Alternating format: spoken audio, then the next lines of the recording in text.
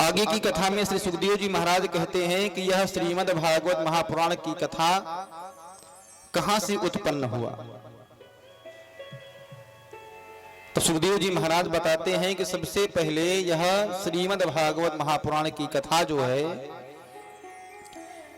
ये भगवान विष्णु ने ब्रह्मा जी को दिया। 4 श्लोकों में भागवत की कथा दिए थे, जिसे हम सभी चतुर्श्लोकी भागवत कहते हैं। चतुर्श्लोकी भागवत दिया और उसी ब्रह्मा जी ने नारद जी को वह चतुर्श्लोकी भागवत को सुनाया और नारद जी के द्वारा फिर वेद व्यास को यह चतुर्श्लोकी भागवत मिली और उसी चतुर्श्लोकी भागवत से श्रीमद् भागवत महापुराण की कथा एवं 18 पुराण, 6 शास्त्र और 4 वेद, इन सभी की उत्पत्ति हुई है। ब्रह्मा जी के दिए हुए 4 श्लोकों से ही यह संहिता बनके तैयार हुई। तो बोले संहिता बनकर के तैयार हो गई, लेकिन व्यास जी के मन में विचार था कि यह हमने श्रीमद् भागवत महापुराण की कथा लिख करके तो तैयार हो गए, लेकिन प्रथम दिवस में ही मैंने निवेदन किया था कि यह कथा सबके लिए नहीं है। जिसके अंदर काम, क्रोध, मद, मोह, लोभ, मत्सर्य ये सभी चीजें त्याग दिया है, वही उसी व्यक्ति के लिए यह श्रीमद् भागवत महापुराण की कथा है। तो व्यास जी महाराज मन में विचार करते हैं कि ऐसा व्यक्ति तो इस दुनिया में खोजना बड़ा ही कठिन है, जो काम को जीत चुका हो, क्रोध को जीत चुका हो, लोभ नहीं है, मद मत्सर नहीं है, ईर्ष्या नहीं है।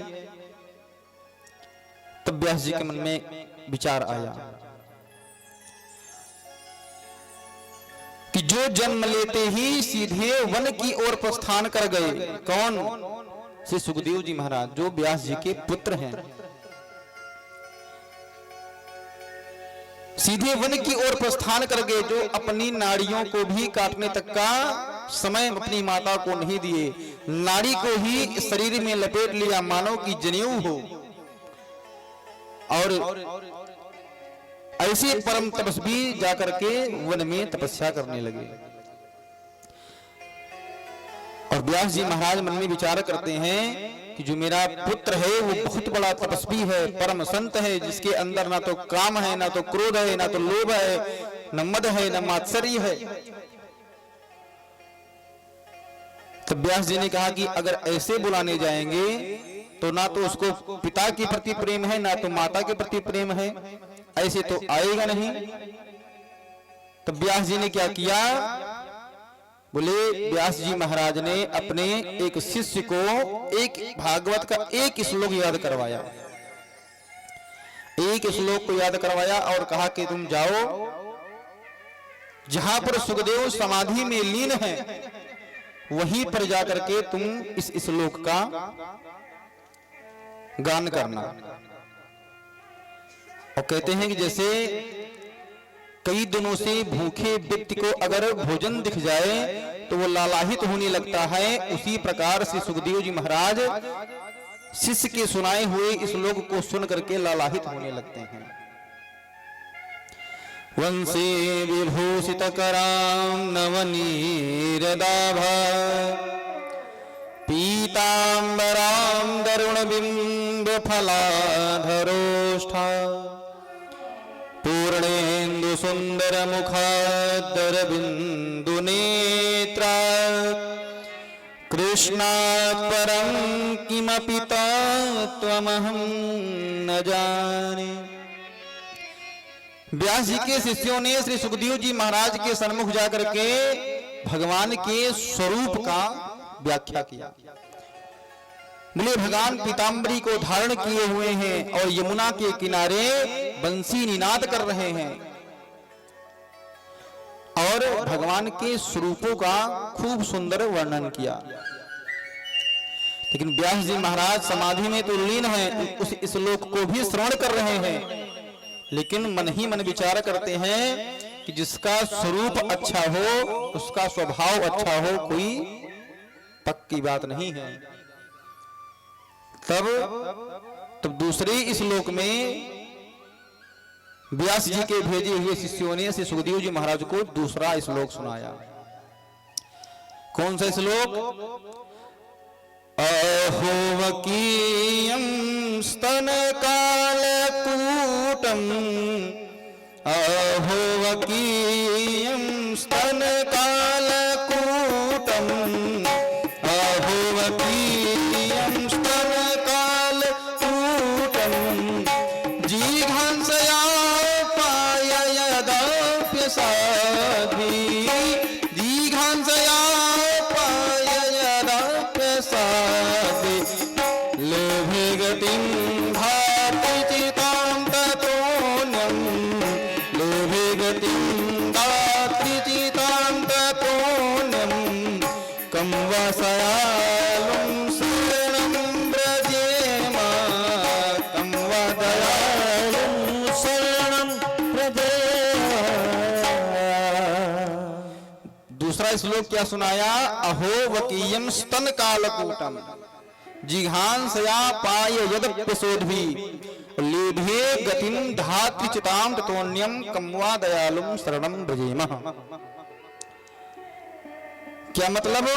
बोले जो पूतना भगवान के अपने स्तनों में विष लगा करके भगवान को मारने के लिए आई थी, और भगवान ने उस राक्षसी पूतना को भी अपने मां की गति प्रदान की। जब भगवान के करुणा की व्याख्या किया, तुरंत ही सुखदेव जी महाराज के नेत्र समाधि से खुल गए।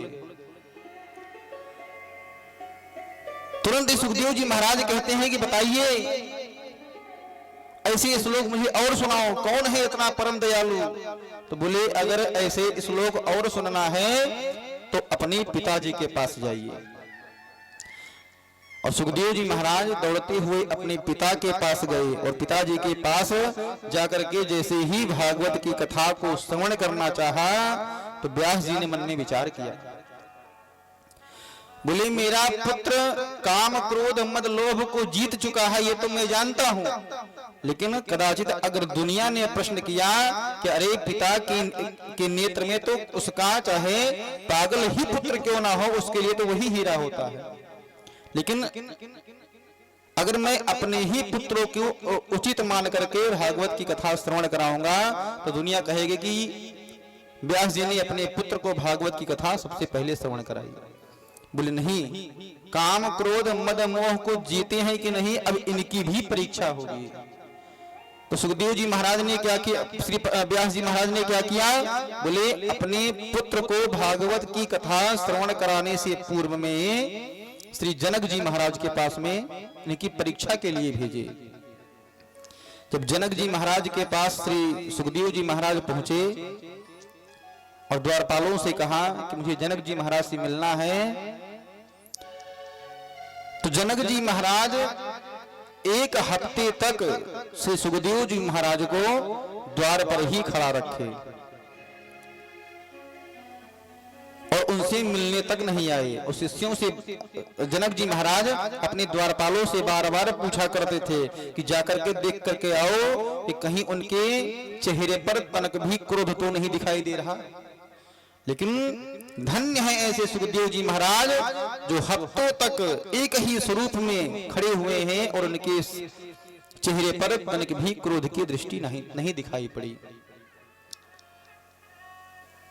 जैसे ही जनक जी महाराज को पता चला कि उनके चेहरे पर तनक भी क्रोध नहीं दिखाई दे रहा है, तुरंत ही जनक जी महाराज अपने सिंहासन से उठ करके दौड़ करके सुखदेव जी महाराज के चरणों में गिर गए और उनसे बारंबार प्रणाम करते हैं। धन्य है आप महाराज कि आपने 16 वर्ष की उम्र में काम क्रोध मद मोह लोभ को आपने जीत लिया है। और तब जाकर के श्री व्यास जी महाराज ने अपने पुत्र को श्रीमद् भागवत महापुराण की कथा श्रवण कराई और कहते हैं कि सुखदेव जी महाराज ने राजा परीक्षित को कथा श्रवण कराई। तब तुरंत ही शौनकादिक ऋषि प्रश्न करते हैं, कहते हैं महाराज ये परीक्षित कौन है? ये परीक्षित कौन है जिन्होंने 7 दिनों तक बैठ करके श्रीमद् भागवत महापुराण की कथा श्रवण किया? तब जाकर के श्री सुखदेव जी महाराज कथा को श्रवण कराते हैं। यदा मृदे कौरवशृङ्ग्यजाना वीरेष्वथो वीरगतिं गतेषु